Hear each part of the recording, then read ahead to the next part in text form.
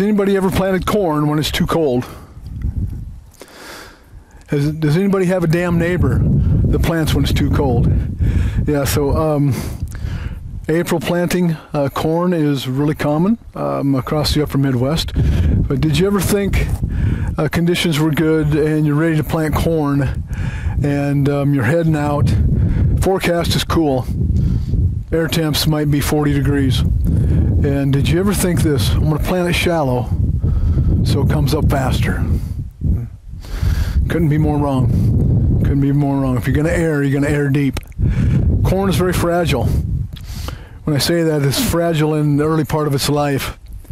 And being very even and uniform out of the ground is important to corn because it's a very aggressive plant. It's a very aggressive grass. And having a competitive edge or an advantage, one plant over the other, is very, very detrimental to that plant that is late. And think about this 2 days differential, just 2 days differential of emergence of corn plant to plant could be 100 kernels less per ear on that late plant. So we're thinking about how can we get uniformity. Planting depth is a good place to start. As I said, if you're going to air deep. And another question is, what's the optimum depth for planting corn? And how many of you said, well, 2 inches? And I agree with that. And so you set your planter up from the manual, and then you go out and you check the bottom of the trench with a depth finder, and you're at 2 inches. Okay, how many seed will be less than 2 inches in depth? A number of them. How much carry? How much variability will you have from that 2-inch depth?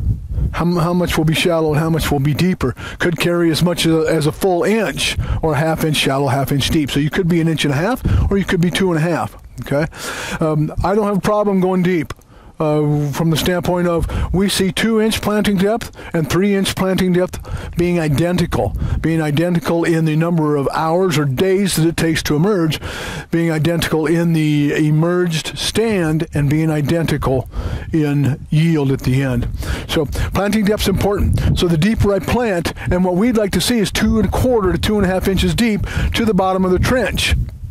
And why I say the bottom of the trench is because if you're set even at 2 inches, how many seed get to the bottom?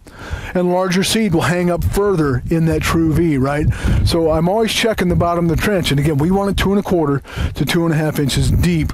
So we make sure that all of our seed are no more shallow than 2 inches. Okay, so think about it. The deeper you are in the soil, the more moisture you have, or the more consistent moisture that you have as well. And also, what we talked about earlier is you're going to plant when it's cooler.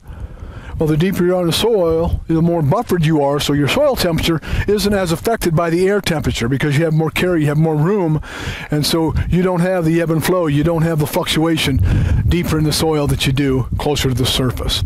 Also at the surface, you can tend to imbibe a little moisture and then dry out, imbibe a little moisture and dry out, so then you have staggered germination rates and then staggered emergence is what we do not want. So our recommendations here at Midwest Seed Genetics Agronomy is finding the bottom of your trench with a seed finder or a depth finder, and that recommendation is 2.25 inches to 2.5 inches in depth. The more residue you have, continuous corn, we might even set a little bit deeper because your gauge wheels are going to ride and you're going to have more lift and pull out of that, which is going to give you more carry from your intended target depth. Okay. So there we are. It is inching towards real go time across the upper Midwest. We know there are cornfields, in the southern portions that are planted, and we know that there are parts of the upper Midwest that are wet, and we know there's parts of the upper Midwest that are still white. But go time becomes upon us very quickly, and be ready to go. If we can help you whatsoever, please give us a call at Midwest Seed Genetics.